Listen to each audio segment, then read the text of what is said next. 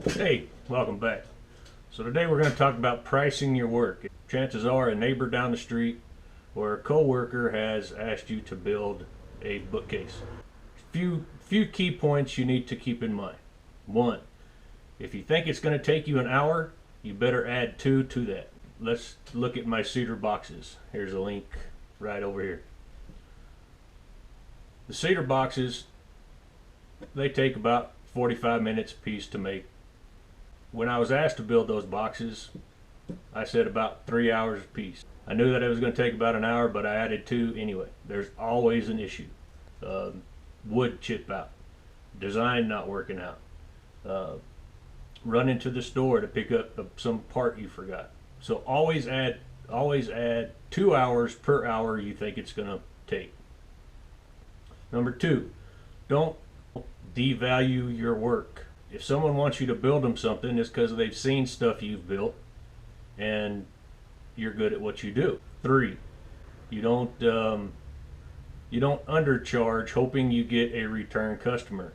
If you undercharge on the first piece hoping they're going to come back to get more pieces, they're going to expect to pay that undercharged rate.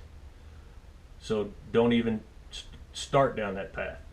If you start out charging too little, then they expect that, and that's not a valued customer that you want. That's just a lot of work for no money. And let's face it, if you want to sell your stuff, you want to make some money. You're not going to beat Walmart's price. People want you to build stuff. They've been looking at Walmart and they can see they can buy a whole dining room set, 8 chairs and a bookcase for $50. When they say, well, why is it costing me $900? I can go to Walmart and get it for $100. Tell them, well, go to Walmart. I'll charge you $50 to put it together for you. You're not mass producing. You're not using particle board and MDF, and your project should last a lifetime and then some. Also, you got to know when to walk away. Some customers, you know, they seem great, everything's happy, you get a plan drawn out, you agree on the price, and then 2 days later they call you with a bunch of changes, change of wood, change of design, change of size, I mean just whatever. Or they call you every 3-4 days wondering when their material or when their project is going to be completed. Some of that is acceptable. When it gets too much, then it's just too much, and the end result is the customer is not going to be happy with your product no matter what you do.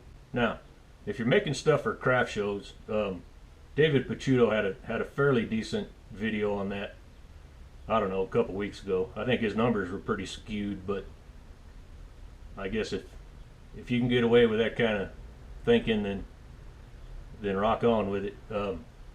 His general principle was just, like I said, it's just his numbers are a little skewed in my belief. So check that out. That'll give you a pretty decent idea of how to charge for craft show. Let's talk a little bit of numbers. Where do you start on numbers? Well, a great place to start is material times 2. It means if your material costs you $100, right off the bat, you know this project you're going to charge no less than $200. And then it comes down to the finer details. How many drawers are there? So start at material times 2 and then work your way up from there. Hope you enjoyed. Like, share, subscribe. Have a wonderful day.